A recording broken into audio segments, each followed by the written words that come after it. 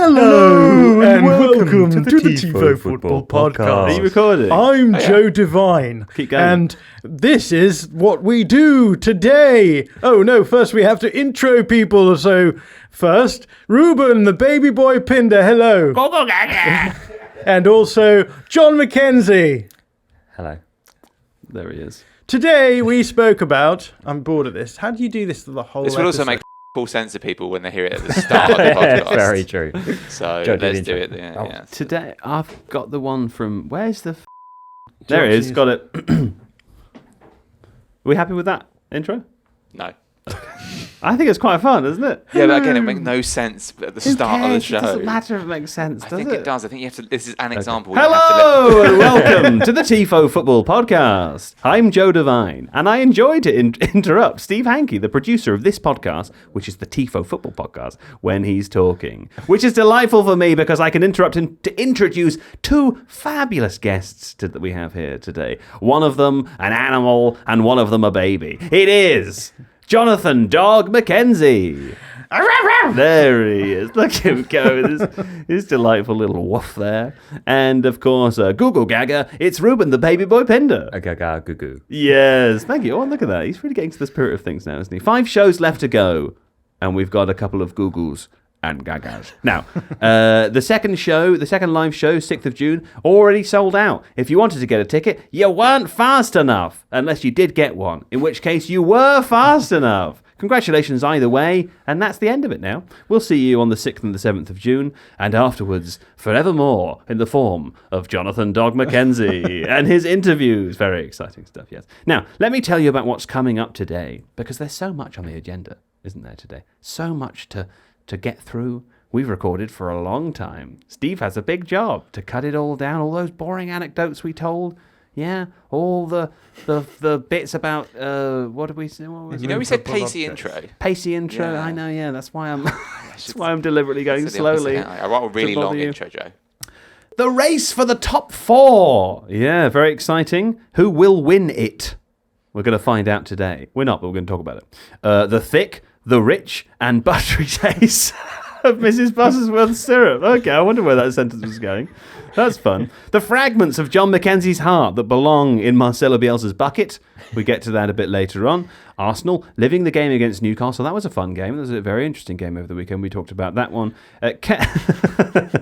Can you be chased in a fun way? I think yes, but we'll come on to discuss. Now, Gary O'Neill and Bournemouth. He's done well, hasn't he? And, of course, a very comprehensive summary of the situation in League One, which is neither comprehensive nor really a summary, So, but we'll get to that later on, right at the very end, if you stick around and you're special. We learn all the nicknames of the clubs down there, don't we? The Trees, was that one of them? The Trees? Tricky Trees is forest. It was the Cobblers. Was The Cobblers, the Shoe People. That's right, yes. Shoe People.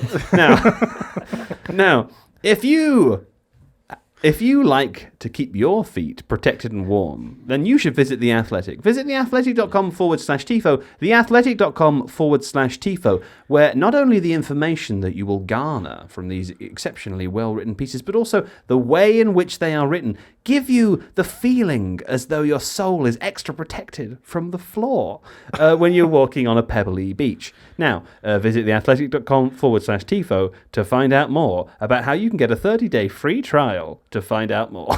Yeah, that's theathletic.com/Tifo. Is that everything covered? Warm hands, cool embrace. I Bish will- bash bosh. I will leave you now in the warm hands and the cool embrace of a very dour-looking Jonathan Mackenzie. Let's get a little close-up of his face there. There he is. Yeah. Look at the camera. Look at the camera over here. Over here. Have a look just at this one here.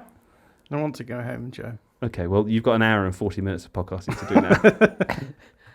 We are going to talk about football, but before we do that, we thought when, John, you went to the toilet, Reuben and I looked through your computer. No, that's not. Reuben was looking at your computer when I walked into the room, but only what was left up on the front there, wasn't it? What did you see, Reuben? I saw a virtual queue for tickets to something at Wembley. A virtual queue. So we thought we'd try and guess what it was that you were going to see at Wembley, assuming that it's not the Vanarama National League promotion final. Okay, it's silent. It could be. What do you think?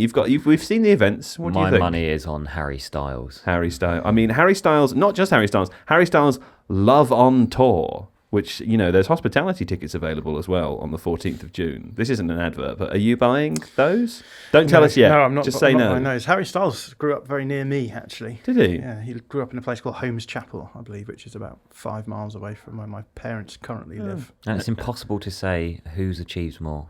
Yeah. Yeah, I agree with that. Yeah, because on the one hand, you would think obviously Harry Styles is an incredible musician, songwriter, world famous celebrity. Very, very wealthy. By all the modern metrics of success, he's got it. But he didn't start with the disadvantages that someone like John Mackenzie did. Where, come on, look at John.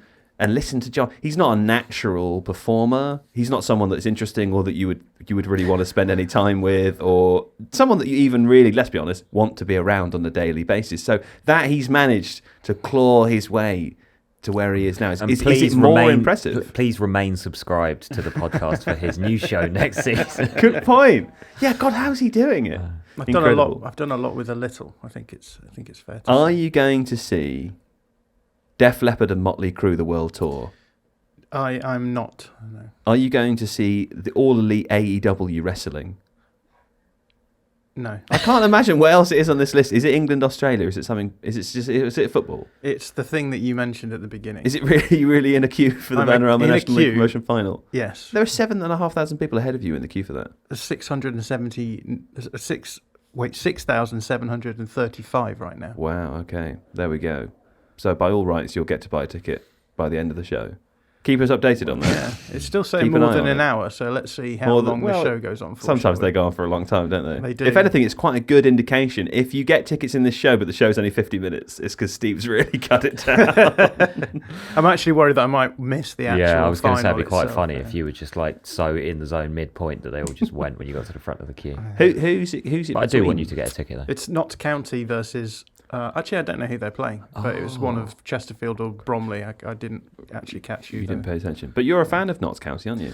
Yeah, one of my best friends works for the club, so I've been following them quite closely this season. So it's been great seeing them do well. They had a really exciting game yesterday, which was very exhausting. So they went 2-0 down in the first half, came back, scored in the 90 plus 7 minutes to level it up, and then scored right at the end of extra time to go ahead. So yeah, there's a lovely clip of the two, I assume the Notts County commentary team. That was delightful to watch if you can dig that out. Notts County, of course, for unfamiliar listeners, the team that pushed Wrexham all the way in the. We watched that game between those two teams in the pub, and John was celebrating Notts County's goals as if they were. I don't know. I was going to say Leeds goals, but I think with more. With more excitement. There's arguments to be made that I have more at stake in this game than any Leeds game this season, which is a sad indictment of how. Particularly when Leeds may get relegated. Yes. Yeah. Okay, fine. Yeah. Well, listen, lots to discuss today. Where else to begin, I think, but with the race for top 4, because things really hotted up over the weekend, and Liverpool have sort of slunk out of nowhere a little bit. Currently in 5th place, 35 games played, 62 points. Manchester United, of course, losing to West Ham late on Sunday night, are just ahead of them with 1 fewer game played, but only 1 point more. Liverpool in with a real shout now of finishing in the top 4. Let's start with that game, though. West Ham United 1-0 Manchester United, John. Now, a lot of the conversation has been around De Gea, so we thought we'd talk about that as well. But just to get us started, I assume, I didn't watch this, but Manchester United were poor, I imagine. It's a conversation that we've had throughout the season, I think, and one of the big questions that I've had around Manchester United really being able to compete at the top level is their ability to control games. And I think this was another good example of a game where they just don't have the ability to possess the ball, build up from the back and restrict the opposition from being able to have the ball as well. So it just became a bit transitional, a bit end to end. And obviously that suits Manchester United largely because they do have good players who can perform in those ways. But Marcus Rashford, they sort of relying on Marcus Rashford scoring goals. And obviously there was a long period at the beginning of the season where he had that purple patch where he was putting goals in every game. Then he was injured. Yeah, and came back and hasn't really anymore, picked up right? again. So I guess, obviously when things are going well, it's very easy to be like, oh, everything's fine. I can't ever see this run coming to an end. But I think there were signs even back then that they were reliant on certain individuals. Obviously, Martinez is not available anymore as well, which impacts their ability to build up from the back as well. So at the moment, we've gone from Manchester United going through that early spell in January, where I think they won something like 8 on the trot, and it looked like they were never going to lose again, to them going into games where you're looking at them thinking, are they going to come through this all right? Well, of the last 5, they've won 2, drawn 1, and lost 2. So I mean, they've dropped a fair number of potential points around there, which is what's one of the things that's let Liverpool back into the title race. Worth saying also, Tottenham have really stacked it. 5 points behind Liverpool, same number of games, but I mean, they're completely out of the race now. That would have been perhaps a bit more unthinkable, 10, 20 games ago. That did not seem like a realistic proposition. So that's been fun. Let's talk about De Gea, though. And again, we have discussed this before. We spent quite a lot of time at the beginning of the season talking about it, particularly around those Brighton and Brentford games early on for Manchester United, where they shipped a lot of goals trying to play it out from the back. There's an argument that despite how good of a performer De Gea has been historically for the team and how good he is at shot stopping, he's not really the sort of goalkeeper that a Ten Hag Manchester United would ideally have. Yeah, this is a conversation which seems to just get trotted out all the time, right, about the importance of build-up. Why is it that elite teams always want to build up from the back? And I think the reason why people often will argue about it is because it's not something that's necessarily tangible to you when you're looking at it. Whenever you see teams building up from the back, it often will look quite scary. It looks as though you're putting yourself under an undue amount of pressure. And yeah, when you see the conditions presented like that, you think, why are we doing this? Why not just get the ball long? That's what you want to do. And it's one of those things where you just simply have to have the patience and belief that the statistical evidence backs it up. But yeah, Manchester United have David De Gea and are not able to build up from the back, and so it results in what I was talking about before, which is a lack of ability to control the game in every phase of play, which has knock-on effects all the way down, right? If you're building up from the back, you're possessing the ball, so you're already, you're slowing down the game. You're looking to hold the ball, move it through the thirds, arrive in the final third in a repeatable and controlled manner, so that you are more likely to have good possession and generate good chances. But equally, if you're kicking the ball long all the time, often what will happen is that you are just simply turning the ball over, and then you have to go into your out of possession phase, and you have to press well, etc. And I mean, to be honest, Manchester United have been quite good out of possession largely this season. I think there's lots of caveats and questions that people talk about, but for me, Manchester United this season have been almost like a gegenpressing side, right, where they get the ball forward quickly, and a lot of their upside comes from their ability to, once the ball has been turned over, to either win the ball back immediately and counter-attack, or force the ball into areas where they're going to be good at winning it back and then setting off Marcus Rashford in particular, or Anthony in these channel runs where they can enjoy them as well. So at the moment, it seems to me that they have a style problem. The players that they have don't suit the sorts of style of play that you see elite teams adopting. That's not to say that all elite teams have the same style, and we've just put out a video about Real Madrid, who have a very different approach to the game than a lot of other elite teams. But the way that different way of being good. Yeah. Have good players. Have good players, yeah. But Manchester United, I think, are with Erik ten Hag definitely wanting to adopt that more controlled play style. They just simply don't have the players to do it right now, which raises the question: do you want a goalkeeper who's good at cross shot stopping, or do you want a goalkeeper who's going to be better in the build-up? And you can look at someone like Ederson as a good example of someone who's the other type of profile to David De Gea. And we don't have these conversations all the time about Ederson's shot stopping. So clearly it goes both ways. So yeah, I think it's if Manchester United are still playing David De Gea next season as a starting goalkeeper, they will not be challenging at the highest level. No, I mean it's also. I think in some ways, whilst it's important to recognise that David De Gea has been an excellent goalkeeper in his time, we are being a bit kind to him this season as well by saying that it's just a stylistic issue. He has made the joint most of any goalkeeper player leading to plays mistakes leading to errors leading to goals. Let me say all of that again. He up 4 or 5 times, which have led to goals, right? That's right. And it's been very noticeable this season, and it's become a kind of a regular topic of conversation. That's a bit different, Reuben, isn't it, from the stylistic issue? Or do you think the stylistic issue is leading to those errors? I'm not sure, but I do see this quite weird irony in his inability to play out with his feet, because the way he used to save loads of shots was with his feet. Yeah. But his mistakes, they aren't just mistakes, are they? They're like quite embarrassingly comical mistakes sometimes. They're like, calamities. There was, I can think of a few off the top of my head. There was the one at Watford, or against Watford, where he kind of threw the ball into the net by accident. There was one at Everton this year, or at Old Trafford against Everton this season, where he kind of ran into the post a little bit and then tried to close his legs and the ball went through it. And I think Cody might have scored.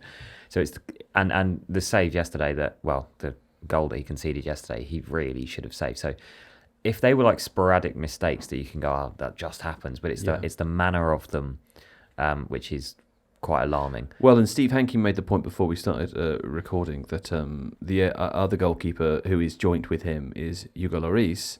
And I feel like it's kind of very noticeable, the sort of mistakes that Lloris has been. They have making. similar issues in build-up as well. Actually, they're very similar in their pros and cons, because like De Gea can kick a ball well. Like, he's not terrible, but their managers need them to be able to kind of drop it into like the perfect spot for a fullback to then take it on the kind of bounce and run with it, and just not panic when they have it. But the mistakes that we mentioned at the start of the season, like against Brentford, I feel like that those weren't entirely his fault, were they? That was like because I remember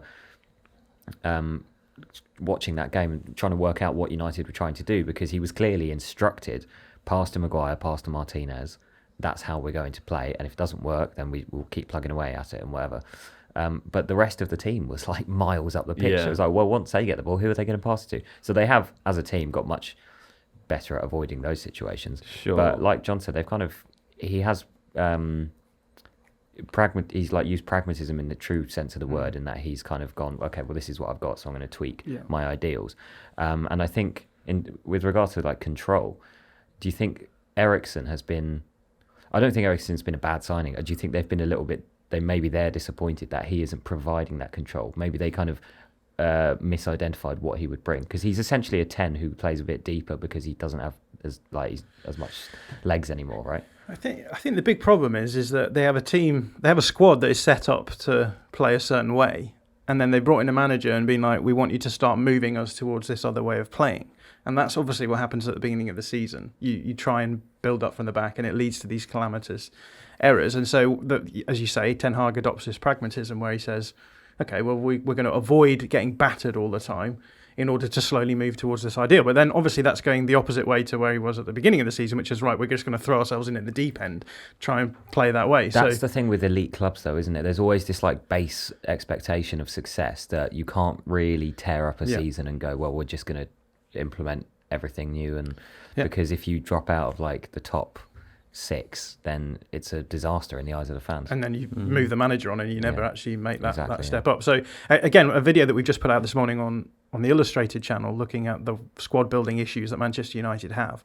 I think that it's another example of just the difficulty of the Manchester United job as a manager, that you're expected to get the best out of a squad which isn't necessarily at the elite level that you want it to be at, and contains Wout Weghorst. Whilst moving it to being a squad which does have those things. So what do? You bring in more better players, better technical ceilings for those players and profiles for those players, but you're putting them into a team where they don't. You have weak points, and at the highest level, if you have those weak points, opposition teams will exploit them. So it's a very, very tricky situation. So I don't think I would, to answer your question, which I sort of dodged around a little bit, but someone like Christian Eriksen obviously would be fine if you had the rest of that squad suiting that style of play. The problem is that he doesn't, and so Ten Hag doesn't have that, and so it complexifies things a little bit. It's one thing having good passes; they need other good passes to pass the ball to. It's worth shouting that video out. Actually, that was based on a conversation that happened on the Devils in the Details podcast, which is run by Aaron and Case, 2 Americans who talk about Manchester United in a very, very good way. I really enjoy that show. So you can go and have a listen to that and watch that video as well. I think Aaron's Canadian, which is technically American, right? But because they're North American. Yeah, there we go. I didn't say they were United Statesers. Yeah. I simply said they were Americans. And that could include coming all the way down from Tierra del Fuego. You know what I'm saying? And Case might claim to be Dutch as well. Well, you've maybe just he offended both sounds of them. American, though. Okay, well, I mean, he lives in North America. He does. And he sounds like an American. Therefore, he is American. I think that's how it works. Yeah. Okay, fine. Well, anyway, the Devils in the Details podcast. Do have a listen to that. Even if you're not a Manchester United fan, I think it's interesting for neutrals as well. A quick word on De Gea. This is from the Athletic on the 7th of May. United wanting De Gea to stay. Written by Laurie Whitwell. The 32-year-old's United contract is set to expire this summer, although the club have an option to trigger a one-year extension, and the manager emphasised his continued confidence in his goalkeeper, saying, "We want him to stay and we want him to extend his contract. He has the most clean sheets in the Premier League, so we would not be in that position without him. He fully has my belief, no concerns." That happens, blah, blah, blah, blah, blah, blah, blah, blah. I mean, it's always kind of unclear whether that's real or not. Yeah, there's a big clause in parentheses missing from Ten Hag's quote there, which is his internal monologue of saying, so we can get a fee for him and buy somebody better. Potentially, although I would imagine that De Gea is probably unsellable based on his salary expectations. Based on the fact that people may have watched him play football before. Yeah. Well, anyway, let's see what happens with that. But if you were to replace him, John, just hypothetically, is there a goalkeeper out there that is gettable, that doesn't already play for an elite team, that would actually do a better job? Or is Ten Hag sort of thinking, fine, perhaps this isn't ideal, but there are other areas of the pitch that very clearly need to be strengthened as well, and we can't do it all in one summer? What is it the biggest issue, or is the bigger issue perhaps that as a result of injuries and people not working out, you're currently playing Shaw as a centre back, and Eriksen and Casemiro have a combined age of 155. This is another conversation that they have in the Devils in the Details podcast, right, because they're big on this idea that actually for elite teams the most important thing is scoring goals rather than stopping them. So I think there's an argument to be made that you want to make sure that you got to buy a striker. Yeah, that's how they say it on the Devils in the Details podcast. Hey guys, I'm from I'm Dutch, but I talk like this. And what are you going to know about Man United is they got to buy a striker, John Mackenzie. That's right. Yeah. Yeah. But obviously, at the other end of the field, as we've been talking about, there is a long-term upshot from having a goalkeeper who can use his feet, right?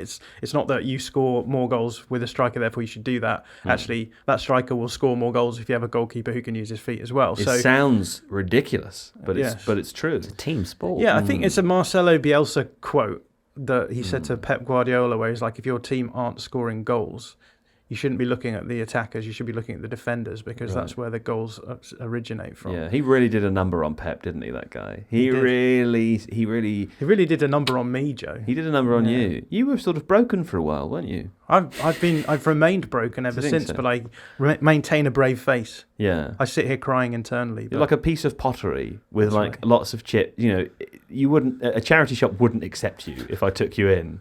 And that's how they'd be like, why is there so many chips in this pot? Where are the missing pieces? I say they're with Marcelo. Yeah, he's got them in his pocket. That's right. Yeah, he's in his bucket that he sits on. His little bits in his bucket. Little bits of fragments John. of my heart in that bucket.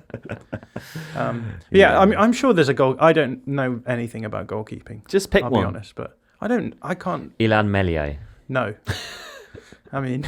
No, because you want to keep him on. No, because he's not the right sort of player. Because quite similar. He's not profiles to De Gea. Good enough with his feet. Yeah, I was kind of joking because they're the right. same. He's a younger version of De Gea and he's left-footed. He's a young version of Hugo Lloris. But yeah, there's goalkeepers out there who are going to be good. Who are they? They're just pick one. What about Rene Higuita? He's a bit old now. I think he's too old now. David Seaman? Do you want me to have a look on... United have got Jack Butland on loan from Palace, so they could just keep him. Yeah? Buttersworth? Mrs. Buttersworth. What's that from? What's Mrs. Buttersworth from? No Steve will know. Steve's going to look it up. That's from something. Right. It's a brand of syrup. I'm sure it's other things, but probably Canadian or North American. I should try and get us out of this sticky situation I've got us in, guys, shouldn't I? Do you want me to tell you who has the best goalkeeping numbers in the top 5 leagues? I do, but I want you to define what you mean by goalkeeping numbers first, because I thought they all played with number 1. Manuel Neuer's free, isn't he? Oh, yes. Well, is he not still injured from his broken thigh? femur. Yeah, but he'll be better at some point. Yeah. Well, and you can't go skiing in Manchester. Benjamin, that's probably a good thing, Benjamin Lecomte is playing for Montpellier at the moment. What a name. Benjamin Lecomte. Alisson is the best goalkeeper according to post-shot expected goals. He's not available, though. Okay. There's a guy called Yevan Diouf at Reims. Yevan Diouf. Okay. He's currently saved his team around 9 goals this season, above expected. You say, when you're talking about Rennes, right? No, it's Reims. Stade de Oh, Reims. is that? Oh, Stade de Reims. Southern That's the REIMS one. Yeah. And you call them Ram. Stade de Reims. Ran. Yeah, but It's sort come of on. like sounds You're like doing that You're thing- rolling your R though. It's not Spanish. Yeah, I know, but he's doing that thing that people do where they pretend they know how to say it, but they just say it quite quickly and quietly. With enough conviction. And If it you sounds say it believable. slowly, Literally all pronunciation is pretending you know how to say just things, say it isn't slowly for us. Stade de Reims. Ran. Ran. Are you ending with an N or an M? If it sounds like an N, but it is an MS. Stade de Reims. Yeah. Stade de Reims. Can I say it like that? Stade de Reims. Are you Yeah. happy now? Are you happy now Stade with de me? Rennes. Stayed to Reims. Stade de Reims. Bernd Leno, good numbers this season. Bernd Leno. There's a guy called Frederick Runau at Union Berlin.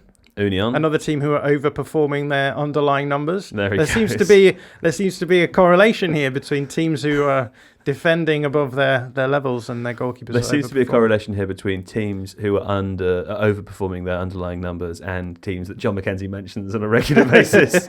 Oh, there was a list of goalkeepers. Thanks for that, John. Thanks for listing off all those goalkeepers. Great. Let's talk about Liverpool now. They've got a good goalkeeper, haven't they? What are they? Big hands. Yeah. Anyway, right. Liverpool 1-0 Brentford. Oh, Mo Salah goal. 13 minutes. They've won. Well, I'm sure they may have won more, but I can only see their 5 recent fixtures, and they've won all 5 of them. Very impressive. As I said before, 1 point off Manchester United in 4th. 1 game more played. Very feasible that. They could finish in the top 4. At least it's potentially possible. What the hell's happened here, Reuben? They've just quietly started winning, haven't they? Yeah. So it's weird how the top 4 race every season seems to be who can mess up the fewest times. Because every season it just feels like nobody actually wants to finish 4th. It does feel like that, doesn't it? Yeah. The nature of those teams is they're obviously going to be more inconsistent than the ones above them. So maybe I'm not actually observing anything, but like, you know, a team will get into 4th and then start losing like what United do.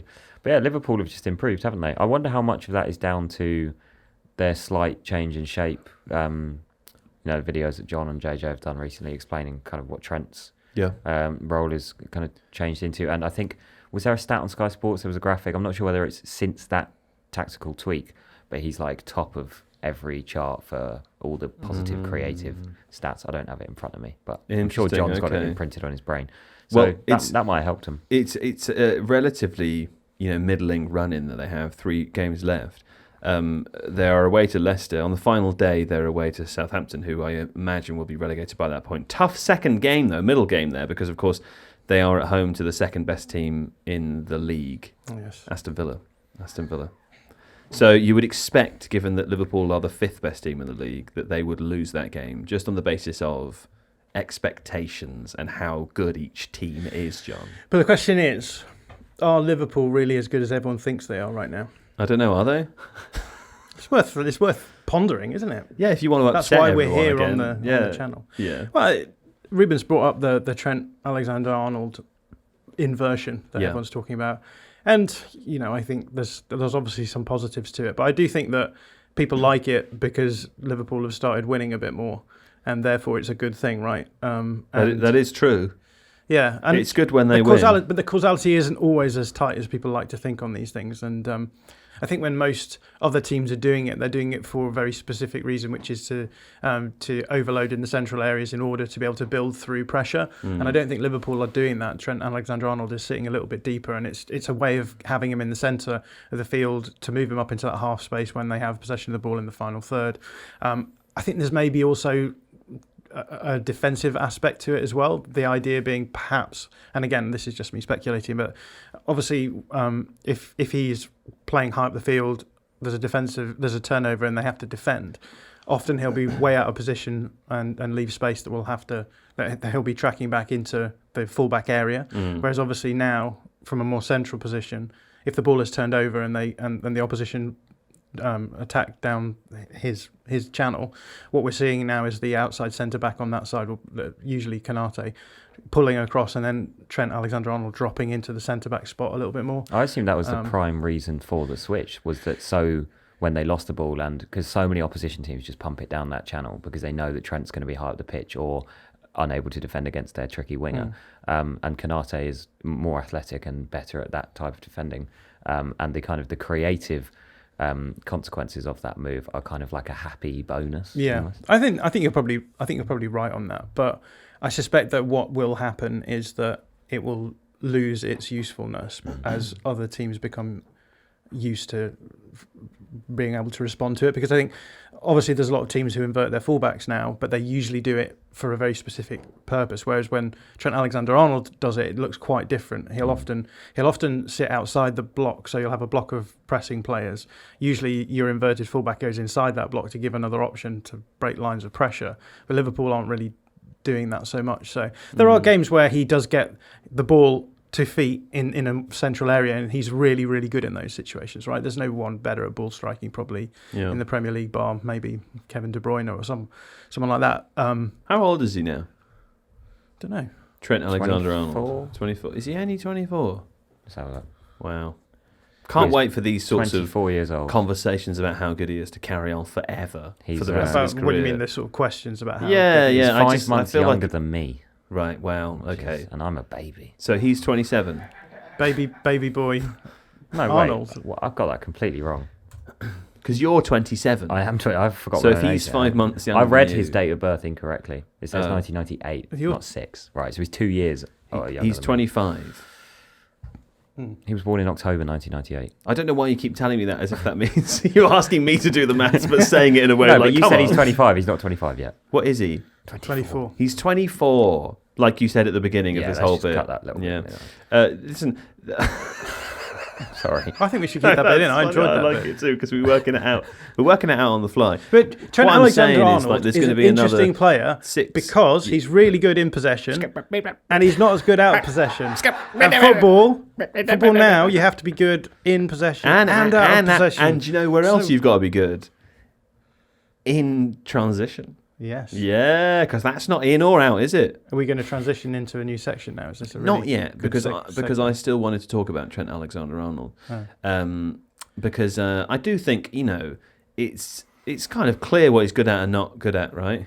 But also it's also clear that the stuff he's not good at is the amount of detraction that would require of his value is significantly over inflated in the general discourse, right? For a number of reasons, and I think that it's already resolved, but it will never be resolved, and it will go on forever. The point I'm making is, for the next 8 years, until he's 32 and slows down and maybe stops playing, exactly the same conversation is just going to happen again and again and again and again. I feel like the thing that people miss from the Trent debate most of the time is when they've talked about his defensive deficiencies. When Liverpool were winning stuff, it didn't matter. Yeah. And he was a perfect fit for how they played. Mm-hmm. And not every right back plays the same way. Maybe they used to play more uniformly when everybody played 4-4-2, but now they all play very differently. So I think, I thought he has been brilliant for Liverpool, still is over the last. When did he break through? 2017 or something. So 6 odd years. But there was always a very clear reason why he didn't play for England. And I thought that was kind of obvious. I agree. The thing is that if he moves to team ever, we could then realise that so much of the problems that we attribute to him are actually problems with the way that Liverpool approach. There's no one who defends as aggressively as Liverpool. No. Particularly in terms of their back line, stepping up, committing players forward, and almost relying on their midfield to stop those passes over the back being dangerous, and they're not doing that now. And so suddenly everyone's like, well, Alexander-Arnold's just a terrible defender, but he's always had the same defensive ability, and we never used to talk about it. To paraphrase Paolo Maldini, if I have to defend, my teammates have made a mistake. Yeah. But there's an element to which I think that's true, and I think in a different system where you're not necessarily defending so aggressively, he doesn't look too bad. I think some team like Newcastle rely on Kieran Trippier a lot.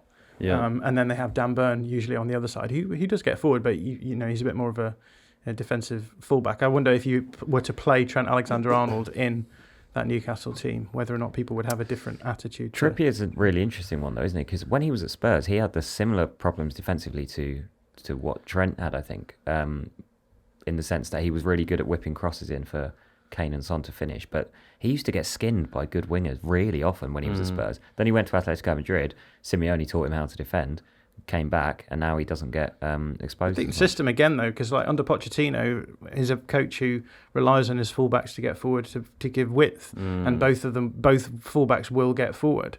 It's the same with Liverpool. They've gone through that same process, right, of pushing their fullbacks forward. Well, that was a fun and interesting conversation. Let's end it there. Yeah. Oh, what a lovely break, wasn't that? Did you have fun? Nice break? Good break? Yes, I'm now 3,679th in the queue. Okay, that's about halfway, is it? 28 minutes left. You're going to be buying your ticket while we're still recording. This is exciting. We can go through the whole process together. Is this laptop screen on show, Jamie? Yeah. Before you enter your card details, make sure that make sure that you lean across there. Fine. Newcastle United 0-2 Arsenal.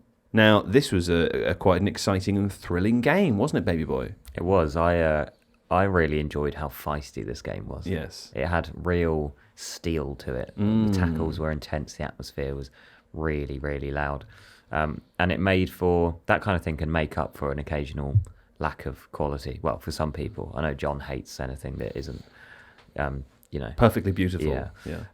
But I really enjoyed that side of it. And I thought Jorginho was particularly good. Yeah. And also think that's a brave decision for Arteta to play him instead of Partey. Yeah. Why did he play him instead of Partey? Was it just I think rotation? Partey's just been playing quite badly with the ball recently, hasn't he? His build-up's been lacking a bit. It's a bit tough when you're a footballer and you're not playing well with the ball, isn't it? Yeah. That's the main thing you play with. Yeah, whereas for all of like Jorginho's supposed flaws, he kind of masks them quite well. Yeah. And is a good ball progressor and actually is a good leader. I know he's quite a polarising player, but I thought against Newcastle he's particularly excellent. Okay. What did you make of it, John? Yeah, well, interesting now. I wanted to touch on this aspect of why Jorginho played. Because when the game started, Newcastle came out of the blocks really hard. We knew that Newcastle were going to be intense in their pressing. One of the best teams at pressing, particularly high in the Premier League. And Arsenal are a team who like to build up from the back. And there were some interesting comments actually after the game from Arteta, who was talking about the way that Arsenal were able to move from the initial stages of the game, where I think when you go to a away stadium like St James's Park and you know that Newcastle are going to be really aggressive, you set up to maybe just get the ball forward quickly to avoid those really aggressive first 10, 15 minutes where you know the opposition are going to be very intense. But then you have to get back into the style of play that you want to be using throughout the game. I think that's why Jorginho was brought in, because he's a much better technical player than Partey in build-up phases. So you've got a player like that in the team who is going to be able to help realise those moments. But Arteta has talked about living in the game. I think this is a really interesting concept. There's been a few people talking about it on Twitter, but this is the idea that when you've gone through those first 10, 15 minutes where you're not really going to try and impose your game plan so much in terms of, right, we're going to build up from the back. You've then got to go from that essentially being under the cosh a little bit from the first part of the game to then starting to try and control the game yourself. And it's hard to do in the game, I think, when you're having to face that intensity. So there was a phase of play where Arsenal actually started building up from the back, and they were able to move. I think it's a 14-pass move where they move the ball around. It culminates with Martinelli actually getting a shot away. But I think that moment is something that Arteta touched on as well. Those moments are really important because it gives the rest of the team belief that the game plan can work. So he talks about it as living the game, right? You have the conceptual idea of how you want the game to go. But until you get onto the pitch and you start enacting it, there's always that worry that you might not be able to do that. But I've got some quotes from Arteta, actually from a loss against Newcastle last season, I think. Arteta said, sorry. Oh dear. Sorry, Steve. Is that a ticket update? Yeah. No. What was the notification for? Weekly planning meeting at 2. It's a bank holiday. Don't worry about that one. Okay. That's fine. Yeah, I think also we're in the middle of a podcast, so if you want to send them an email and just say, I know it's a bank holiday, but I know you're not here anyway, but just let you know. I think it's with you and JJ. JJ's off and you're here. So. It's not. It explains why you've never attended that one historically, though. That's with all the editors. Okay. Yeah, you should probably go to it. At 2, I thought that was at 4. No, weekly planning meeting. They're Look, at 3. Look, 64 guests. Yeah. Yep, never been to that one. Good. Anyway, going back to the important matter of the football. He's worked here for a year. Yeah. Arteta was talking about this situation. He says, talking about living the game. So moving from the conceptual to the pitch itself. Living the game. Living the game, yeah. So he says it's how we deal with moments when we lose that control and we're able to reset and take the game into a direction that we want and finding a different way to do that. It's down to that. It's not about the leadership of the team. It's about the understanding of certain situations in the game, not to continue to put the game into that mood. So I think a lot of people have been talking about Jorginho in that respect because he is a player who can do that, who can, when things are really intense and he's impervious to a bad mood. Yeah, he's always cheery. That's what you're saying. Yeah, He's not like someone who picks up on the energy. He just carries on. He's kind of hyper alert, isn't he, at all times? Yeah, and I think it's also having bravery, right, to try and build up through Newcastle's really aggressive press for that first time. I think, and it impacts the rest of the game, right? We saw it happen in the Liverpool game where Arsenal 2-0 up. Liverpool get a goal back, and then suddenly Arsenal just lose their nerve and they sit deeper and deeper. They allow Liverpool to progress the ball down the field easily, and they're just bunkered up in their own box. Well, it's scary. I mean, I was thinking just seconds ago about football. You know, when you're a bad footballer and you've got ball comes to you, and your back is to the opposition goal. You're facing your own goal, and you know someone's running at your back. It's scary. And then I was thinking, even when you haven't got a football, you're not on a football pitch, if someone starts to chase you in a fun way, in a sort of playful way, it's scary. You get that little kick of adrenaline. I'd just boot the ball away, So the idea of playing through that, remaining calm, being centred, very, very impressive, isn't it? They're better than me, the Premier League footballers, aren't they? They're better than me. Particularly impressive when Fabian Schär is running around forearm smashing people. That's true. Little shoulder to the face of Jesus there. Perhaps we'll come on to talk about, do all of the drama later, can't we? We can talk about the events, the dramatic events in the game, John. Yeah, I'm happy to talk about the dramatic events of the game. Yeah? I'm not some kind of robot.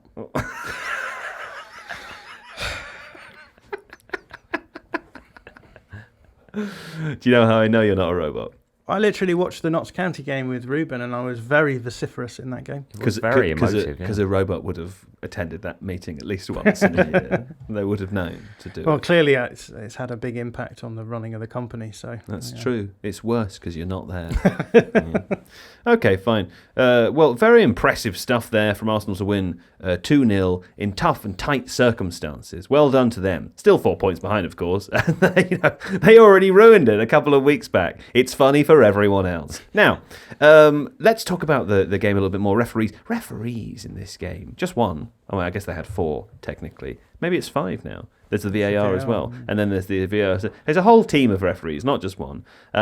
But this game was refereed in the way that you often see big games refereed now, big contentious games, where they sort of hold off showing the first yellow for quite a long time. I think Steve Hankey said it was 70 minutes or so before the first one came out of pocket. 73 minutes, yeah. Worth interrupting for the If only we had a running order which had this information on it. Is it in there? I don't read what he writes down. But what do you think about that there? The way this game was refereed? Yeah, because it felt like there were a lot of quite bad tackles long before the 73rd minute. Well, I said I liked how feisty it was, but refereeing, the prime aspect of that job is obviously to ensure that the laws are applied and followed, but also is to manage the spectacle. And I feel like fans quite often forget that. I once made a video about referees. They were training prison inmates to be referees so that they had something positive and productive to do afterwards and teach them the kind of skills that come with that, the personal side of it. And that was something that they really emphasised. You're constantly just managing situations, and it's all to do with like precedent, right? So if you book somebody really early, it can go one of two ways. Either players take note and go, okay, can't tackle like that, or we'll get booked, or as would have possibly been the case in this game, you end up with at least one team getting a man sent off. So it's a very difficult job, but I thought generally it was refereed quite well. I don't remember thinking anything was outrageous. The handball call for that penalty was correct. Eventually, it took ages, but maybe the Fabian Schär one was overlooked. But generally, I think it's fine for referees to take a slightly different approach if it's going to ensure a good, generally fair game and try and keep all 22 players on the pitch. And this is your perspective, isn't it, John? Because you've said to me before that you don't think refereeing is about fairness. You literally said that to me. I agree. I agree with you. I agree with what Reuben says, which is the primary reason that we have referees. Of course, it is to make decisions about the rightness and wrongness of certain actions on the field. But the overarching reason why we have referees is so that two teams agree to play against each other in the first place. And again, as you've said, it's about managing a situation so that we can have a game which goes from start to finish and flows, right? We played 11-a-side against the Telegraph on Friday. Yes. And we didn't have a referee, and it got a bit too. Did it really? There was no fights, but there were the honesty with which everyone agreed to play with at the start of the game. Where if you fouled somebody, put your hands up, whatever, because that went out the window pretty in the second half. Right. When things got tight. That's why you need a referee. Yeah. Yeah, and I think that's the primary reason why you have a referee, because otherwise the game doesn't work. You don't have a game in the first place. And people have got sidetracked by the fact that they want to dot I's and cross T's on everything now, and they consider it to be massive injustice if something goes one way or the other. But the original reason for a referee was simply so the game can flow, and you accept within that context that sometimes a referee will make a mistake and sometimes that mistake will go against you, etc. But I think initially the idea was, that's just that happens. All comes out in the wash. But now we've introduced technology, and so refereeing has moved away from that original focus to more about accuracy. That's a nice way of putting it, I guess. Where are you in the queue? Should check that actually. Oh, getting there, 2,600. I was going to say the other way of refereeing is the one that maybe was used in the Super Classico game yesterday, which is the game between River and Boca in Argentina, where 6 players were sent off. Wow. In that game. Although it was a big brawl at the end of the game rather than... Yeah, it was all like 90 plus 10. Yeah. River scored a penalty late on, and then there was 7 minutes of fighting. Yeah, I like it. I think I'd encourage more stricter refereeing and more fighting. To quote I you, want them both. To quote you, you don't condone violence, but you do enjoy it. Yeah, exactly. No, I don't condone it. You're absolutely right. But if and just saying, hypothetically, if there were 5 or 6 or 10 games a season that were called off and cancelled due to the number of red cards exceeding the maximum possible allowed, I'd be fine with that. Yeah. Anyway, fine. That's it, isn't it? Cool. Bournemouth. FC Bournemouth 1. 3 Chelsea. Very exciting for Chelsea. First win in 9. Reuben Pinder. Bournemouth let the country down here. I know. We what wanted a shame. to see those 007 Lampard memes, but they really did. But yeah, it's Lampard's first win. We'll come on to talk about that very shortly. But even though they lost, John, Bournemouth have been terrific recently. They're not really part of the relegation battle in all earnest perspective. I think they're pretty much safe. I think. Yeah, I think so. They've done a terrific job. Gary O'Neill, specifically, done very, very well, hasn't he? Yeah, and this is something we were talking about before we were recording, is that I think that there's a tendency for fans of clubs in the Premier League to judge the ability of a coach by where their team are in the league. And obviously, there's always going to be a situation where a coach ends up with a team who it's very unlikely that they're going to avoid relegation, or if they do so, it's an impressive result. But because no one is really raving about those sorts of teams, those managers don't get the sort of what's the word? Praise? The praise. Yeah, recognition. The credit. That's it. The recognition for what they've done. I think Gary O'Neill is a good example of that. Is that if you look at the squad, particularly before the January window, they did bring in some good players in the January window, but he's essentially taken a squad of players, accepted that those are the players he's going to have, and got them playing a system that works for them, and they've just been chipping away and getting the points that they need to stay up. And I think that's pretty impressive. And just because his team have overperformed by overperformed is unfair there, but like exceeded expectations by staying in the league. Yes. Doesn't mean to say that isn't any more of an overperformance than, someone like Arteta getting his team challenging for a title. So, Sure. Well, that's quite an interesting point, isn't it? Because some other news came out yesterday, I believe, or the day before, which was that Vincent Kompany has signed a new contract with Burnley. And we had a little discussion about whether that would be the right thing for him or not. There were definitely options elsewhere. It seemed as though he might have been on a short or long list for Tottenham. And as a result of him, the sort of football that he's played and the fact that he was a captain under Pep Guardiola, I think there's an excitement, a buzz around him as a coach. But he's decided to stay with Burnley for their promotion season, and they'll move into the Premier League.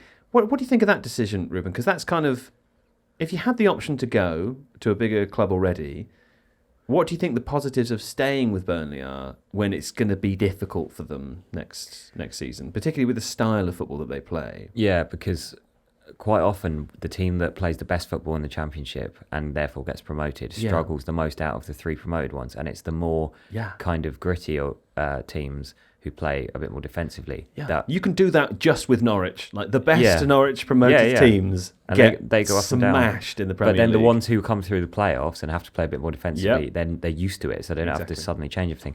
So it might be a struggle for them. I think from Kompany's point of view, it does make sense to continue with this project, because managers can end up in a big job too early, right? And I think he ended up, correct me if I'm wrong, did he do quite well at Anderlecht once he stopped playing? Because he started off as like a player manager, didn't he? Yeah, his time, and I don't know the ins and outs of it, but it was less impressive at the beginning for sure. Whether I turned around towards the end, I can't remember. Doesn't he have a couple of City kids at Burnley as well? Are they going to be there again with him next season? Oh, is it like a Lampard situation, like when he had Mount and Tomorrow? I genuinely don't know, but I heard someone say that there are a couple of young City loanees that were at Burnley last season who may or may not. Yeah, they had Jan Matson as well, who's a Chelsea player. But from what I believe, he's turned that team around. I think it would be unfair to say. I mean, obviously, you need to have the players have the ability to play that sort of football. But I don't mean he hasn't done a good job. I simply mean like will the stage be generally? I think insurmountable. Generally, I think it's good because doing badly at a massive team can like tank your reputation even when things are out of your control. So when he does move up, he's going to want to pick the right move, and it will probably be a team who played a similar style between Burnley and City. Yeah, I think taking the next season and just considering it as if we can keep them in the league, playing the sort of football that I've been playing in the Championship, then it's only good for my career. It's just my stock will keep rising. Whereas, as Reuben says, if he goes elsewhere, you have that sort of situation where it's like this is your one chance to impress people, and if it doesn't work out, then you sort of get resigned to. Unless you're Frank Lampard and you just get brought back a couple of years later. Yeah, but I don't think it's terrible for him to stay there, especially because the clubs that he's being linked to are the sorts of clubs where they've sort of been crisis clubs in the last few seasons. Like Spurs. I'd take the or solidity like of bottom half of the table. I was thinking Spurs. Yeah. Like those are the big jobs that he might be considering leaving Burnley for. But I think you take Burnley, a club that he spent a year there now. He's implemented a system. Everyone knows what's going on. The likelihood is that with another pre-season they would improve at the things that they've been good at this season as well. Yeah. And they're playing a style of football which I think can do well in the Premier League. Also, what's the rush? What's the rush? He's got ages. He's still young. Plus, if you've watched The Bank of Dave, you know how lovely Burnley and the people of Burnley are because of in that film. I haven't seen that film, but I have been to Burnley. Yeah? Fine. It was fine. Yeah. To be honest, that's my reaction to everywhere in the UK. You go anywhere and you go, yeah. Just a town, isn't it? Fine. Yeah. Some places are nicer than others, I would say. I spent the weekend with Steve Hankey, hand in hand in Cambridge, weren't we? Cambridge is a nice city. Yeah, it is nice. But then also... It rained, did you say? It's got something about it, hasn't it? It's got a look. It's like, look at me. This is lovely. Just look though. Don't you touch me. Yeah. Don't move it. Don't move it. Don't you touch. Come and visit. Go to the Raymond Briggs exhibition. But if you touch anything, bitte nicht auf Rasen treten or whatever it says. That's right, John. Yeah. Yeah, what he said. Yeah. It's got a stench of elitism bitte in Cambridge, nicht auf dem Rasen treten. Before the Germans hate me. What does that I think mean? it means don't stand on the grass, right? Yeah. Right. Don't step on the grass. That's why are you saying that in German? Is there a reference? Because it's on all of the lawns in Cambridge. They write it in German. They have it in because it's tourists who are going there, isn't it? Is it They have it in other languages. Predominantly as well. German tourists that visit Cambridge. Is it? No, it's predominantly German tourists who stand on the grass. I think. Right. Yeah. Germans always standing on grass, aren't they? Always standing on grass. They the love Germans. Rasenballsport, of course, don't they? The people of Leipzig, they're big lawn ball sport fans. They love being on the lawn. Yeah, so they have to put these signs up to keep them off. Yeah. No, Cambridge is nice. Where's the best place that's not London? Well, with that caveat. I mean, obviously there's not. Well, you two are such Londoners, aren't you? Where else are you supposed to go? I hate going. Listen, do you know what? If anyone's listening to this who thinks that because we like living in London and it's good here that we're out of touch, then you can off and go and live in a small village. The correct answer is Bristol. That's not Bristol's correct. Just that was the correct answer 10 years ago when everyone said it was. Do I just say that? Well, I have family in Bristol, so I like it. Which family? Family. How related are you to family? As in, like, my mum, the my other mum's Pinders, stepsister. Okay. No, they're not Pinders, actually. Fine, they're not Pinders. They're not Pinders. Fine. I think it might be Norwich. I've never been to Norwich. Norwich is lovely. Yeah, it is good in Norwich. Norwich is basically Cambridge, but you're allowed to touch whatever you want. It's true. I went to Oxford once on a shoot. That was quite nice. Yeah? Yeah, but again, same problem as Cambridge. I didn't like it there because the pavements was heaving. And I was Quite furious with how slow everyone was walking. And I was having a whole day argument with my wife. It was a whole bad day. The whole day was bad. What about you, John? You lived in Edinburgh for a while, didn't you? I lived in St Andrews in Scotland for a while. Yeah. Edinburgh is a lovely place as well. I really like Edinburgh. St Andrews is lovely too, although a little bit remote. Right. I think a bit too far away. It was nice when I was an undergrad, but... Went to Liverpool on a stag do in November. That was really nice. Liverpool's a good place. Yeah, I love Liverpool. Yeah, I like Liverpool. Good people. Mm-hmm. Do you know, I went last year to... Was it last year? Doesn't matter. Went to the town of Glastonbury. Not to the festival, but to the town of Glastonbury. And there were two shops that I literally couldn't stay in for longer than a couple of seconds on account of how strong the smell of incense was inside, you know. Because for people who don't know, Glastonbury, you will have heard the festival, Glastonbury, but there's a town nearby. Glastonbury Festival, it's not actually in Glastonbury, it's just nearby. But it's quite a, what would you call it, a new age town? Glastonbury Tor, right? Glastonbury Tor, yeah. It's the hill. Which is great. I stood on top of the hill, climbed up the Tor, looked down, meadows, green meadows everywhere, and the wind was such that it appeared that there was a sea of green around the Tor. That was nice. That was beautiful. Yeah, pretty cool. But then there were a lot of crystals around, so, you know, ups and downs, isn't it? I went to the Lake District on my annual leave. That was nice. Yeah, nice part of the you UK. had fun. Yeah, I did a bit of walking, Yeah. a bit of boating, you know. Lots of Did you go boating on your own? Yeah. Yeah. What do you mean by... What does that mean, though? How does one go boating on their own? I went Sailing, on a boat. rowing. Well, I just went on it. Was it a boat captained by someone other than you? Yeah. Okay. You were a passenger on a boat. Yes. Yeah. And what form was what form did the boat steamer. take? A steamer. I went down Windermere on the boat. Oh, lovely. That's very nice. It's not London, though, is it? It's not London. No, there's no Pret up there. You can't get Pret. You can't order a burrito in the middle of the night, hey, John? Pret. Huh? Oh, yeah, that's true. The Windermere Pret. One thing I will say for London is that there is a good source of burritos after 11 p.m. at night. Yeah, it's true. Oh, and I should shout out as well, I should say, speaking of Cambridge and Pret, hello to Maverick, who I spoke to in the Cambridge Pret-a-Manger, one of many in Cambridge. Not Maverick, Pret's, you know. But, yeah. Is that their name? His name was Maverick. That's cool. Yeah. Is that like a gamer tag? I think it was his actual name. Weird. He's a Cambridge student. They've all got weird names. My cousin went to Oxford, and she said on the first day she met a boy called Merlin who had a bird with him. And I said, have you gone to Hogwarts? And she said, you're the fifth person to make that joke. And I felt bad about myself. Anyway, fine. Let's move on. Oh, we're supposed to talk about is it break? Break, please. Yeah. First. Break. Let's talk about the semi-finals of the Champions League now, because they, of course, start. And before we finish talking about the Premier League, we should say we're recording on a Monday, Bank Holiday Monday here, on account of the King. The King. On his account. But anyway, what I was saying was there are 3 Premier League games today, that are all sort of, relevant to the relegation battle that we do not know the result of, and you will know while you're listening. So we're moving on, not talking about the relegation. We'll talk about that next week instead. We're going to discuss the Champions League. On the European continent, of course, where there are two large, round games of football, Reuben and John. One of them being Real Madrid, Manchester City. The other being the Milan derby. Now, Tuesday is City Madrid, taking place in Manchester. I feel like we have some idea of what to expect from this, but what are you expecting, Reuben, baby boy Pinder? I don't think I'm expecting Pep to overthink it again. I think I just said the word think quite a lot. He's settled into a system now, so you know what you're going to get with City. I'd be interested to see who he chooses in the back two lines, the defence and then the kind of pivot positions. But City will have most of the ball. Grealish and Bernardo Silva will start wide. They will try to work it into Haaland, and Real Madrid will look like they're going to lose 5-0 all game and then inexplicably win because Luka Modric exists. It's not a terrible prediction, John.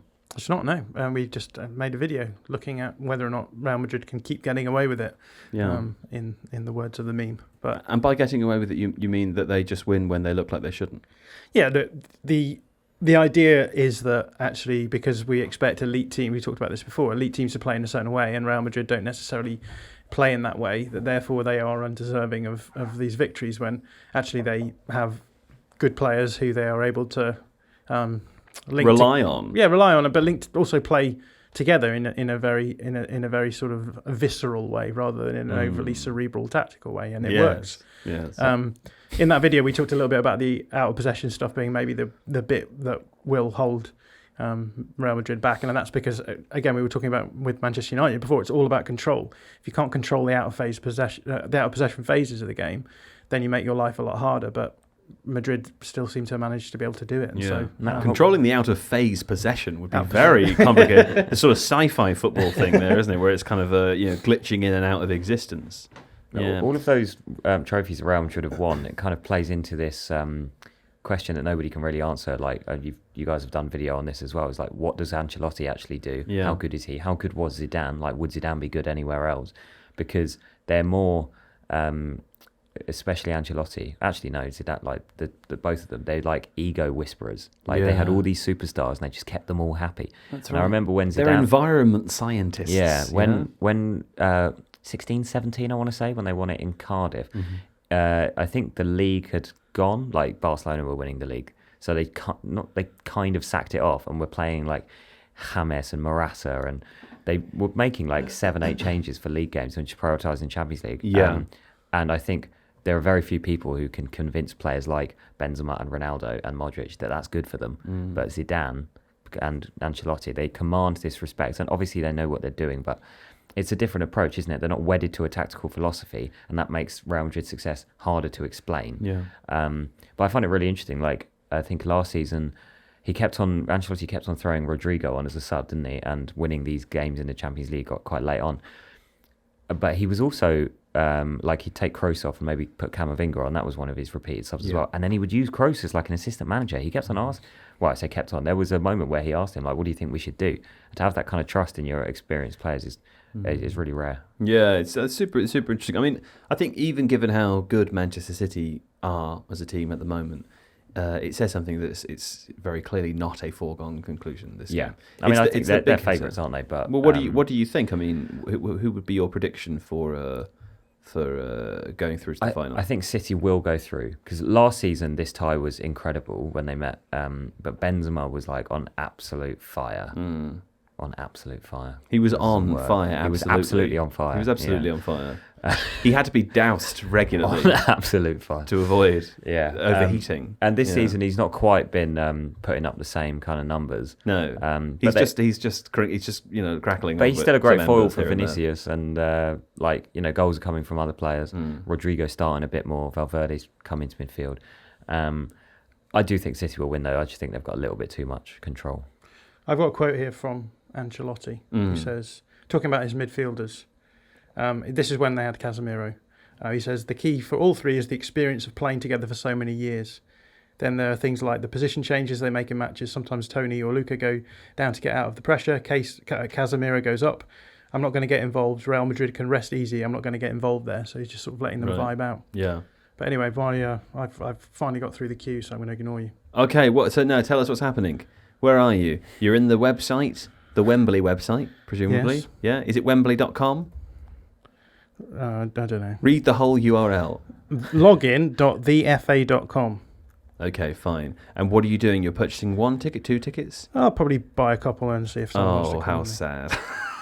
Oh, no. You don't have a fill for the second yet, but you are going to buy it. Who else are you going to offer it to? Can you give us a list of They only won the game yesterday, so it's not. I've not had a huge amount of time to like. No. Yeah, of course. All of your So you're friends making it just sound don't like know I just- yet. And who will you invite? What do you think? I've invited a couple of friends who are Leeds fans because my friend who works for the club is a Leeds fan as well. So Yeah. there's been a few of us keeping an eye on it. But Right. Leeds are also playing a big game against Newcastle. What about JJ? Do you think he'd go with you? Oh yeah, maybe. Maybe you I'll could ask invite him. Henry. Yeah, Yeah. Henry can't go because he hates me. What about your dad? Would your dad come down for the No. day? No. Mummy? No. No? My dad might go with you. Oh yeah. What about I met Mr. Pinder? I met Daddy Boy Pinder. Did you? Yeah, You the met Daddy weekend. Pinder? Yeah. Holy how old is he? 30. in his 30s, I think. I think it'll be a 1-0. I think City will play really well, but Real Madrid will come back into it in the second half. Man City will win 1-0, and then you'll go to Madrid a week later and think, actually, it's not very big, and then Man City will win 5-1. Yeah. Right, and they'll just smash them in Madrid. I can feel it. What's your favourite Pep overthinking moment? Oh. Is it when Just trying to think of Is it one. when he played no defensive midfielder in the final against Chelsea? Yeah, that was and good. played, I think, De Bruyne up top. Yeah. Or was it when he went with a back five against Lyon and played Eric Garcia, who is not very good at that level? See, he says he doesn't overthink, though, doesn't Oh, he? he does. He has though. It's Like, one he of the dropped things he Rodri. does. Like Yeah. that season, they got to the final when they played Chelsea and lost to that Havertz goal. They'd been playing 4-4-2 with Rodri and Gundogan as this like brilliant double pivot, Foden and Mahrez stretching the pitch, and De Bruyne and Bernardo Silva as like two false nines who just kind of came and went and like instinctively moved off each other. Yeah. And then he tore it all up and dropped Rodri for the final and put Yeah. Gundogan deep, and it just didn't work. And it was This'll ridiculous. surprise him. Yeah, I'll do something worse. I think it was because he Yeah. wanted to like shoehorn Sterling into the team, and James kept him quiet. But I don't think he's going to do it again. He's Victory. his You got your tickets, tickets. Yeah. There was Put another your arms one. up again so Jamie can swap the cameras to you. There he goes. Come on, the Notts County. Yes. There was another one when he was at Bayern and they were playing Luis Enrique's Barca, and I think he went back three man for man against Neymar, Suarez, Messi, and that was when Messi put Boateng down.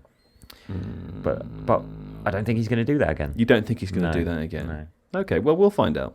We'll find out, won't Did we we? decide who was going to win? Man City. City. I think we've agreed it's going to be Man City. Do you know people hate the way I say Man City? Yeah, because you say it like an American. You say it like Rory Stewart would say it. Man City. How do you Sorry. say it again? Man City. Nah, Man you, City. No, that's not how you you're say it. I say Man consciously City. changing. You I say Man City when I'm saying it City, quickly. dude. Man City. Oh, because it's Man the City. the city. City with like a D. Yeah. That's what you're saying. Say it again. Man City. Yeah, you do sound... I've never noticed that before. Do you sound American when you say anything else? No. Say, can I have a bottle of water? I would like, please, a bottle of water. One more game we have to talk about is Milan. The Milan derby. Both of the Milans are playing each other in a two-legged semi-final tie for the Champions League. Very old-fashioned, isn't it? Yeah. And this could be potentially the most boring game of all time, John. Well, yeah, I think boring. It depends what you like, right? There's I like boring horses word. for courses. But that yes, word? I think there's a supposition that this game could be quite tetchy. Both teams have got a fair way through this competition by being solid defensively. And I guess when you bring the immovable object against the immovable object, or whatever this saying is it may not lead to the greatest football. But it was the unstoppable force versus the immovable object. Yeah, but they're both immovable objects rather than unstoppable forces. Right? Isn't an unstoppable force is more like... Well, I guess the issue is if you had two unmovable objects, unless they were always touching, they could never touch. Well, yes, but isn't that what we're trying to say? That this may his be analogy one of those works games? perfectly. That they can't touch. Yeah, the problem here is you, not the analogy. Well, no, because the thing is, the force comes to touch the object, yes. And that's the clash. The friction is when so the that's thing why occurs. it's exciting, because you're like, That's here's a why it's really good exciting. defensive team against a really good attacking team. But your analogy doesn't work because if you have two unmovable objects, that's why he called them both immovable objects. Yeah, I know, I understand, but follow my logic, baby boy. If you have two unmovable objects, right, the suggestion would be that when immovable, how dare you, when the force isn't moving towards the object, they're not playing in a game of football, right? They're not, the friction, it only happens when they touch. But if you have two immovable objects, you can't ever move them closer to each other unless they're constantly touching. Yeah. Because they can't ever move. Yeah. So they couldn't be having a game of football. No. So it's not the perfect I still analogy. think the analogy works. I love the fact that in this game we've got Edin Dzeko and Olivier Giroud leading the line of each respective team in a Champions League semi-final. That is nice. Having, after the Premier League's elite deemed them not good enough anymore a few years ago. It's like a 2015 headline. Yeah. Milan are a team who do like to... They're a very pressy team. And they like to, I guess, win the ball back and then attack at speed, which is quite fun when they have Teo Hernandez and Rafael Leao. But Rafael Leao is not available, I believe, for the first leg. Did you see Hernandez's goal the other day? Yeah, he dribbled with the ball from his own box to the other box and then just slapped it top bins from like 20 yards. It was amazing.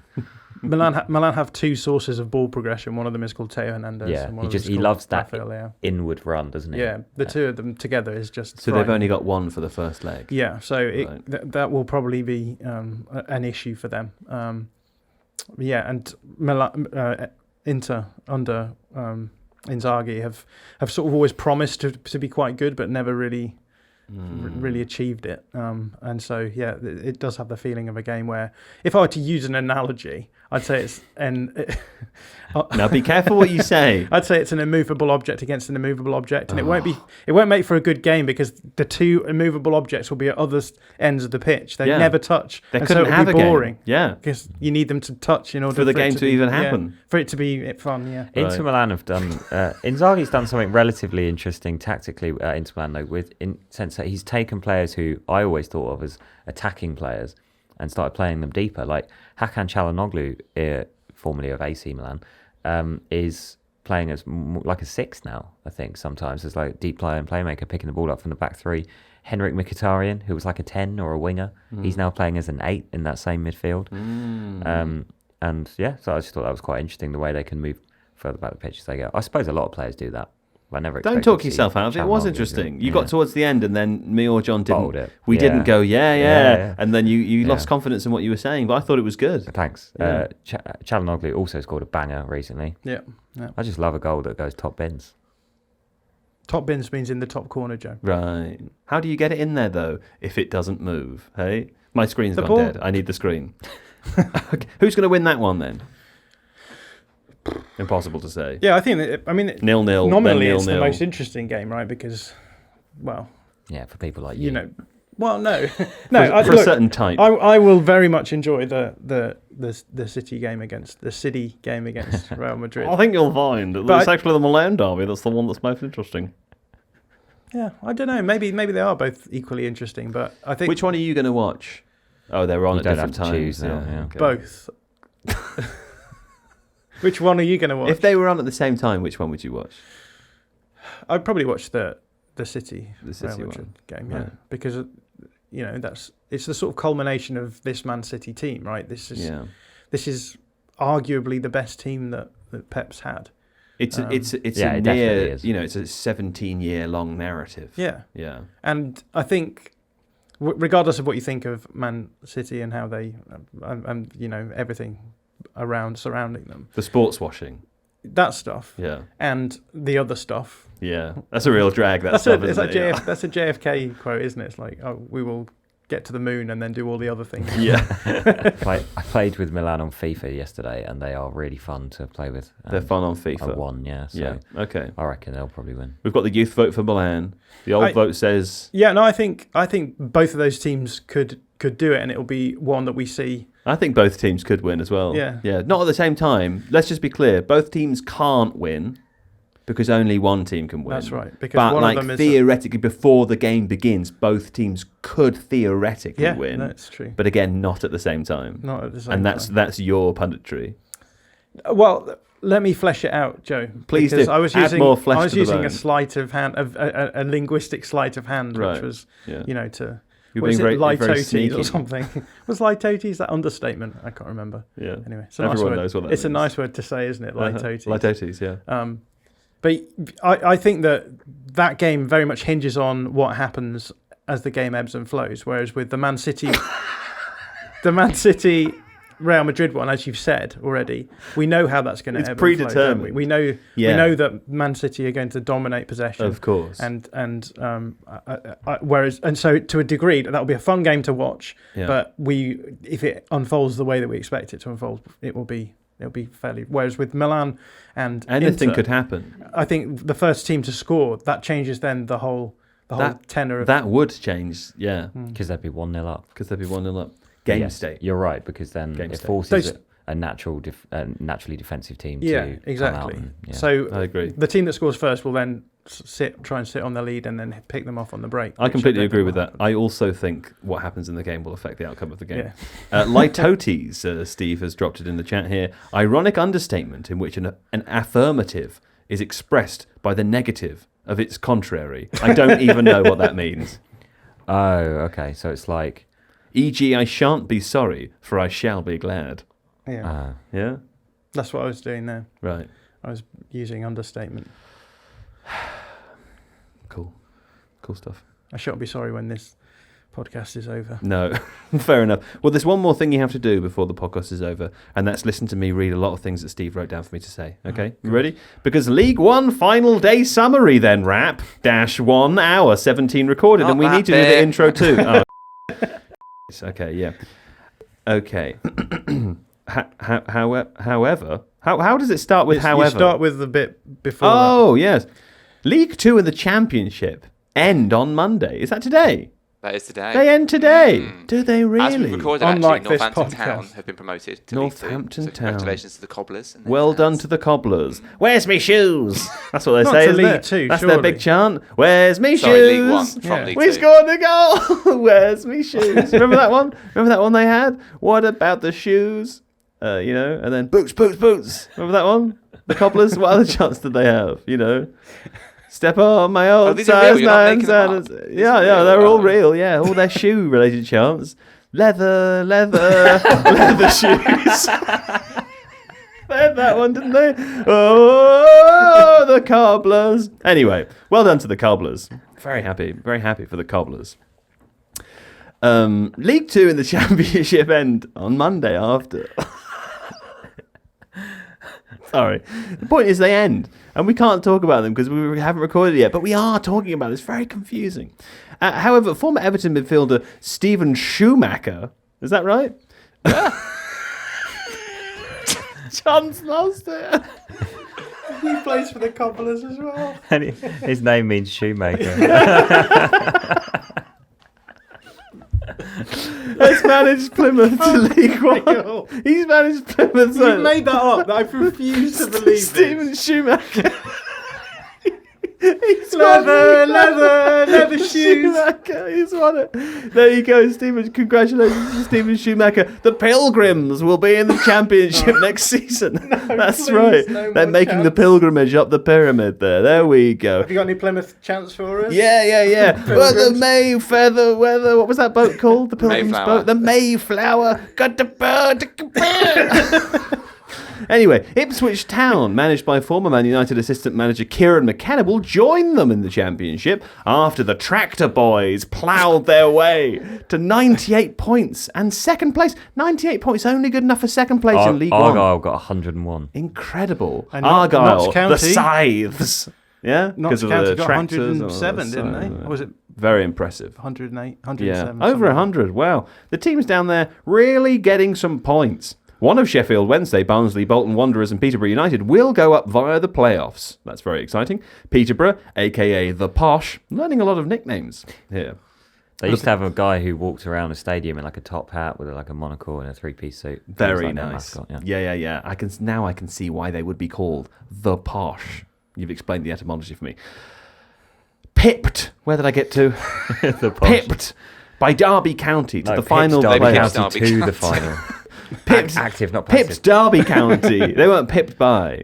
Not like a fruit. They pipped Derby County to the final playoff place on the last day of the season. I don't even know what league we're talking about anymore. Is it one or championship? League One. League One. Derby County are in League One, are they?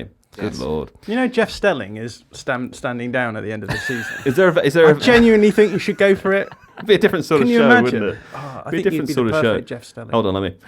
In the relegation places, MK Dons went from the finishing 1 point off automatic promotion last season to the relegation this season. What about that, Cammy? Good. Not But bad, for was it? who? Chris? Oh! Clive? George? Who is it? Yeah, Clive. I don't know. Cambridge United survived on the final day of the season by winning 2-0 at already relegated Forest Green Rovers at the Abbey. The Abbey. Yes. Forest Green are managed by Duncan Ferguson, ... Now, I don't understand the significance of that ellipsis. I think the Because he's implication someone is you've heard of. Oh, I've heard of him. Have you? also try telling I have Duncan heard of him. Ferguson that he's been relegated. Which Right. would be like, He doesn't like it. No. He wouldn't like to hear that. no, he might go fair against golf enough. clubs. Morecambe, this is interesting, Reuben. Morecambe and Accrington Stanley join MK Dons and Forest Green Rovers in relegation to League Two, where they will play Wrexham next season. Yes. Accrington Stanley. Accrington Stanley. Who are they? Who are they? They're from Stanley, aren't they? That's where they're from. That's Hey? right. Hey? Good joke. I know they're not from Stanley. Anyway, I think that's the end, is it? Is that the end, Steve? I hope so. Okay, you've written here, okay, that's enough for this episode. Say your goodbyes. Well, in which case I will say thank you to It's the quite most... chilling when you say that, isn't it? That's the end of the episode to say your goodbyes. Well, there are only Five. Five studio ones left. five studio ones left, so, you know, the big time goodbyes coming soon to the most delightful little baby boy of all time. It's Reuben the baby boy Pinder. Thank you. Gaga. Good. Oh, look at Do you know that Reuben the baby boy Pinder's father calls him Reuben the baby boy Pinder now? Does This he? is another thing that Does he I found out. I never actually? recounted that story, did I? No, he frequently brings the joke up, but if he's trying to get my attention, he won't go, baby boy. I'm going to make it my life's work for that to be the case. But So what did you meet? I went to Shea Pinder. It was great. What's that? Well, I needed a drill. Shea Pinder? Shea Pinder. Oh, yeah. you mean the home of Pinder? Pinder- the Pinder House of Palace. Pinder, I see Pinder what you're Palace. saying.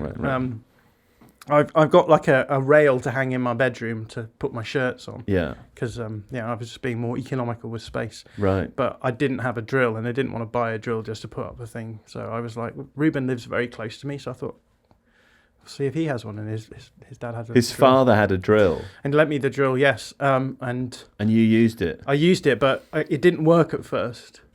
And then I looked at the plug, and the wires were all hanging out. Oh, So yeah. I rewired the plug. It's now much more Of the sturdy. drill? That's really impressive. I wouldn't know where to start. I with that. rewired the plug of the drill How do you not have a drill if you know how to rewire a plug? because the knowledge of rewiring a plug doesn't necessarily require the owning of a drill. I'm glad I can explain that one to you. It was good, all good fun. But yeah, Great got stuff. to- What's it like at the Pinder Palace? Yeah, it was a lovely little place in. Yeah. I'm not going You to said little 3 times. It's a Sounds like he was little place really for trying to all the emphasise how babies. little it Our is. house not big enough for you.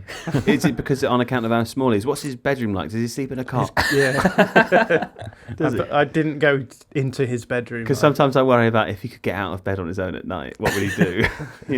He does need true. those little walls around him to keep him safe, all Yeah. precious and safe. Yeah. Anyway, thanks for today. You're very welcome. Yeah. And Jonathan Dog Mackenzie. There he goes.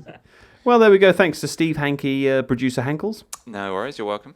And thank you to our long-limbed friend, Jamie, the video producer. There he is, big old waves. I like how Steve says no worries, even though every episode is filled with many worries. Yeah, for Steve specifically, yeah. How long do you think this one's going to take you to edit? Oh, you won't hear it till Friday, I think. And it's getting worse every week Yeah, as we get yeah. towards the end. Almost as though there's nothing worth, protecting. Or there's no incentive to do a good job. just all of our for me. reputations. Yeah. Yeah, it's true. Well, we'll be back next week, or will we, with more, where I believe JJ Ball rejoins us. And actually, I think we've got a special guest in the studio. Am I thinking correctly? Did he say that he was? Yeah, I believe Seb Stafford-Bloor is going to be here next week in the flesh. That's very exciting. I haven't met him yet. That'd be nice. Have you not met Seb yet? You'll get to clasp his hand. He's a hugger. He's a hugger. He'll hug you. Okay, nice. I'm a hugger. Yeah, good. You can hug each other.